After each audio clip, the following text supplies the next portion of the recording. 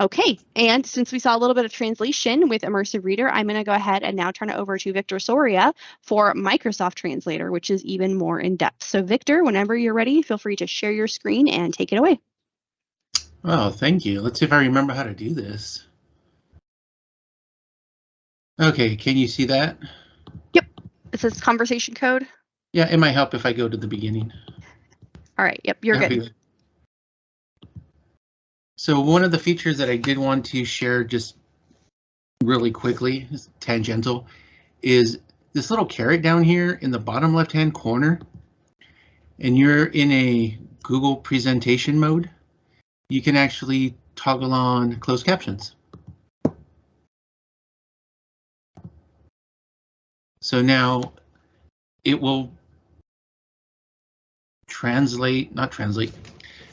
it'll put the closed captions down at the bottom. So that being said, I'm Victor Soria. I teach over at Grace Davis High School. I'm the EdTech liaison for our site this year, and I found this really cool tool that I thought would be helpful in with my multilingual learners this year, and I've been using it for about a month now, and it's been working really well. I fine-tuned it in order to be able to share it with you and worked out the kinks, and so here we go. What is Microsoft Translator? So it's a powerful tool. It allows you to communicate with students who speak different languages. Just speak or type the message and the app does the rest. So what I would like for you to do now, if you could, is currently you can only access it with your phone.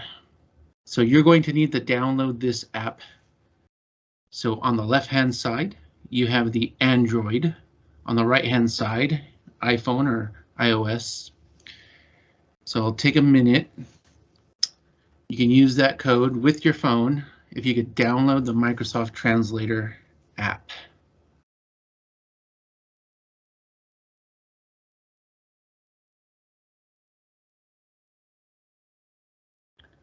And I will be using a demonstration on a student device of what it looks like.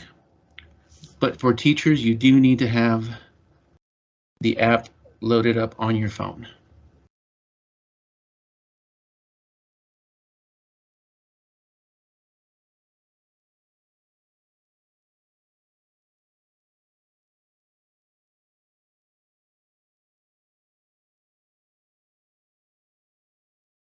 So if you don't have your phone, that's okay. Again, I'll show you a demonstration of what it looks like on the student end. But in order for the teacher to use it, you do need to download the app. I know it takes a minute or two, maybe about another 10 seconds. And if you just wanted to watch the presentation and download it later, this will be on the slides. Okay, I'm moving on. Are we ready? So here is a student view.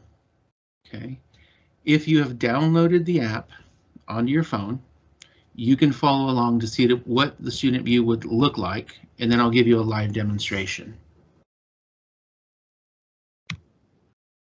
So from your phone, you're going to go to the website translate.it. What I found with that was that this link does not currently work on our teacher devices. It has to do with Microsoft not upgrading and supporting now the Microsoft Translator app. So it only works on Windows 11 devices and above, and currently our devices are Windows 10. However, this site does work on a student Chromebook. So once you're able to open up the Microsoft Translator app, should look like this. It'll say Translator, join code, username, language. So moving on to the next one. You want to enter the 5-letter conversation code, enter your name, select the target language. If English is your only language, go ahead and leave English selected. If you're fluent in another one, pick that one. Once you've entered the conversation code and your name and your target language, click Join Conversation. So give me 1 second. Let's give you that conversation code. It is XRZQL.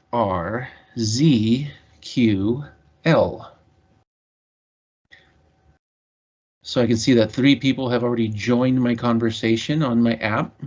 Hey, thanks, Raphael. See that you joined that session.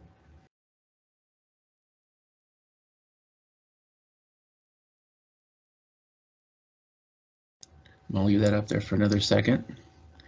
XRZQL.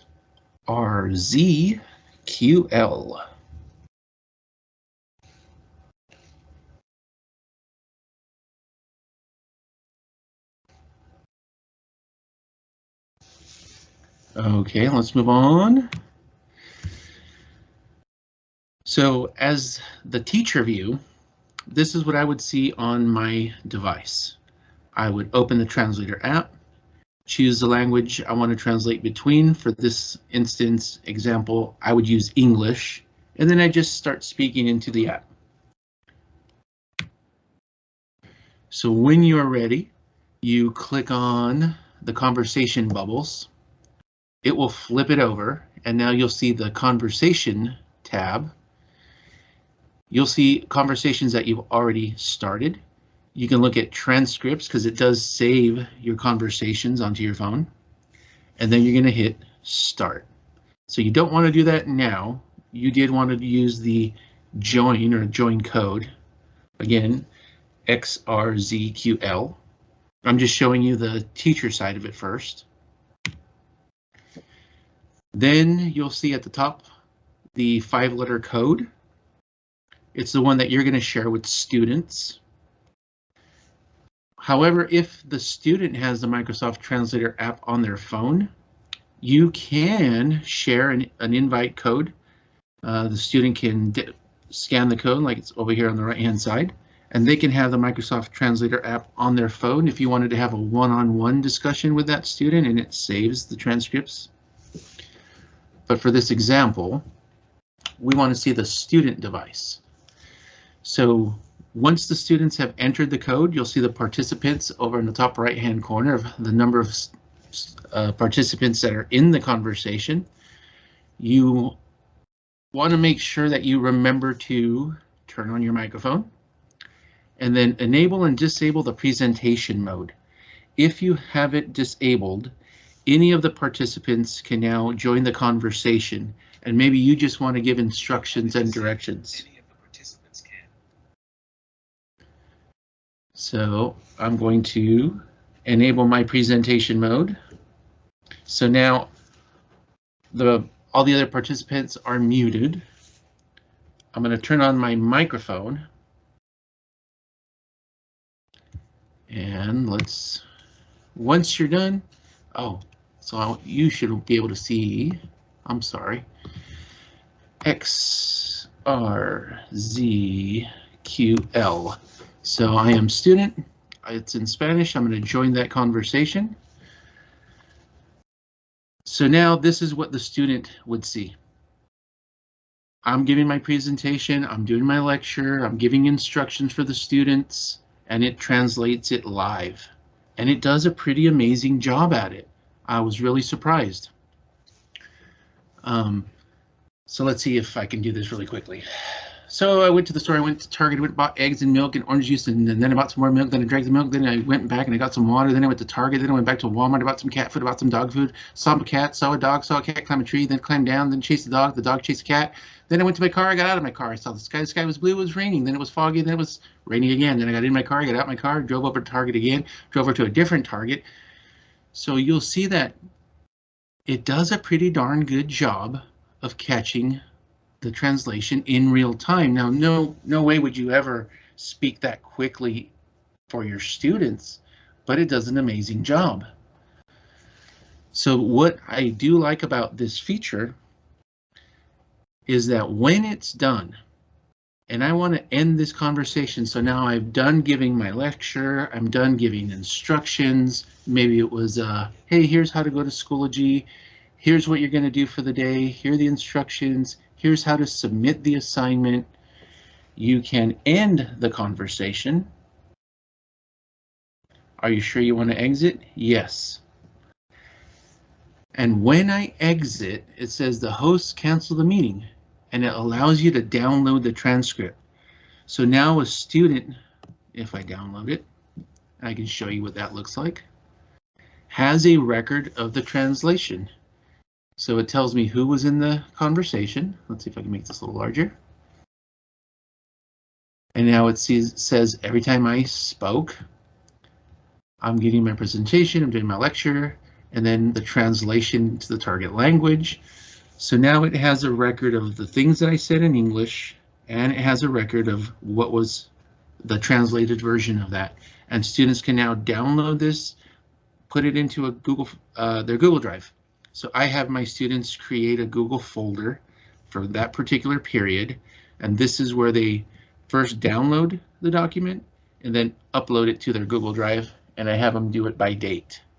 So now they have a record of it by date, and they can go back that evening and see if there's anything that they missed. So let me close that. I'm going to head back here.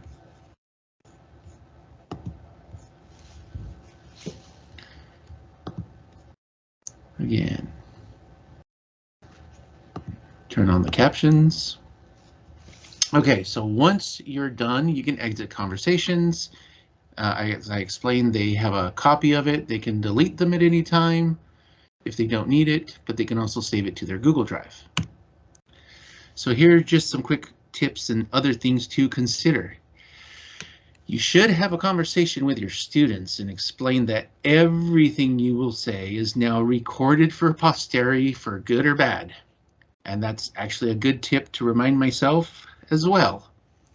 So while the app does a good job of listening and transcribing, it's still a good idea to slow down when you're speaking, attempt to walk through any process, any instructions in a clear and concise manner, and then give students some wait time, because some students may be able to follow along in real time, but they just need a minute or two to read the instructions or read the directions, process that, and then follow along. So while I'm doing this, using the translator, I try to make sure that I'm breaking down my instructions into short little chunks, give a little bit of wait time before I move on. Use the mute feature if you need to. Just don't forget to unmute yourself. And then consistency is key. Having a location where students can find the conversation code. So I put the link to the Translator app on Schoology. It's right at the top of my Schoology page for every class. Right before every class period, I put a new code up on the whiteboard. So that's the first thing that students do if they need the translation, if they would like the translation. Some of my students who don't speak a foreign language still use it because they want a record and they're able to follow along with the directions later that day. So they've been using it as well. So thank you for using Microsoft Translator. And one last thing, in case you're wondering what it is I use in my classroom. What I discovered that I was able to keep my phone in my pocket and use it this way. I wore a t-shirt on a Friday that didn't have a pocket. And while that was super inconvenient, so I ran over to Amazon. I purchased this little lav mic set. So now you can see that my transmitter is plugged into my phone.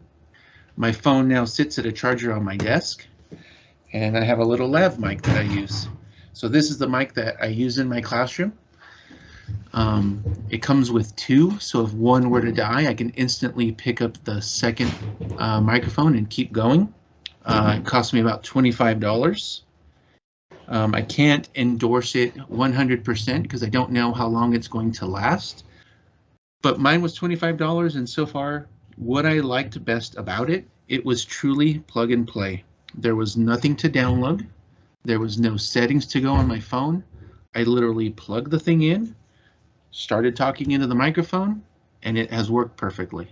Again, don't know how durable they are, but for $25, I needed something quickly and cheaply. So it's been working, and if anybody wants a link to that Amazon website for the one I'm using, again, I've had a couple of teachers purchase the same ones. They had the same experience, plug it in, turn the microphone on, and they were good to go. No additional settings, nothing to download. And I think that was it.